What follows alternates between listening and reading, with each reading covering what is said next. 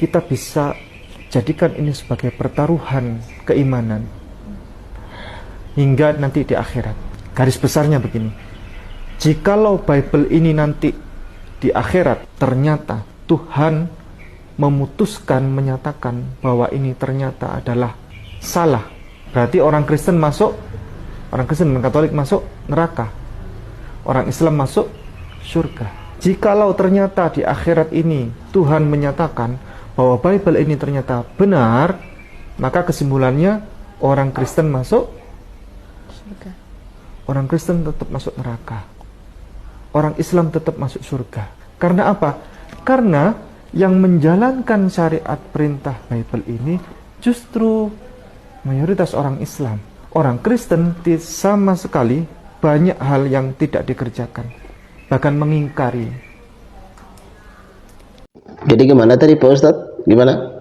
Garis besarnya begini, jikalau Bible ini nanti di akhirat ternyata Tuhan memutuskan, menyatakan bahwa ini ternyata adalah salah, berarti orang Kristen dan Katolik masuk neraka, orang Islam masuk surga. Jikalau ternyata di akhirat ini Tuhan menyatakan bahwa Bible ini ternyata benar, maka kesimpulannya orang Kristen masuk surga. Orang Kristen tetap masuk neraka. Orang Islam tetap masuk surga. Karena apa?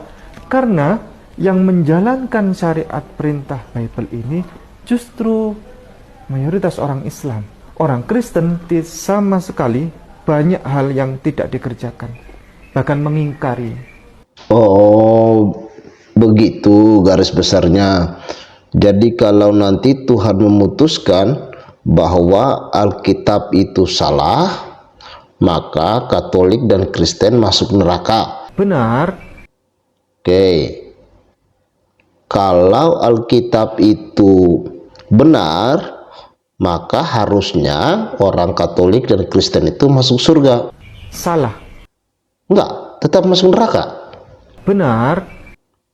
Loh, kok bisa Pak Ustadz? Karena yang menjalankan syariat perintah Bible ini justru mayoritas orang Islam. Oh, begitu. Iya.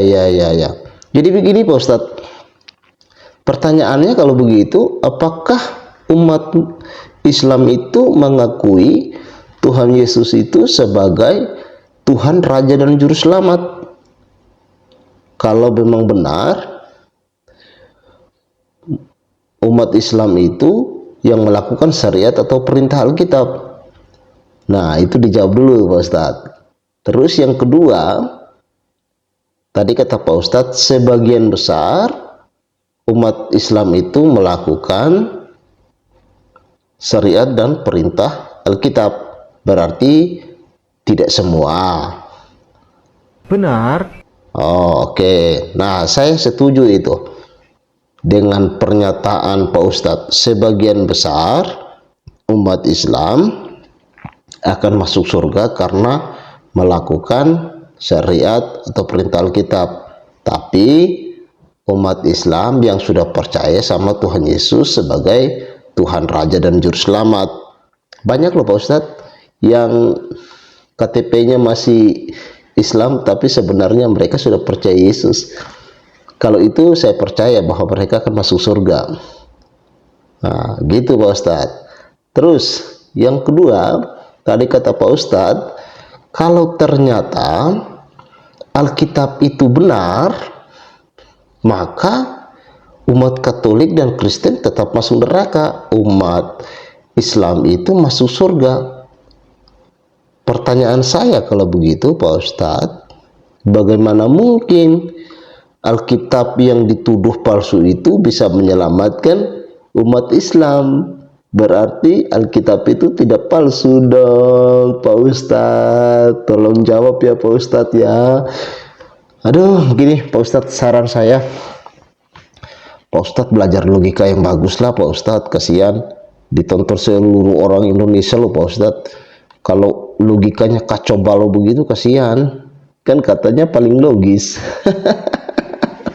Pak Ustadz bertobat tuh Pak Ustadz. Ya wais Pak Ustadz mah.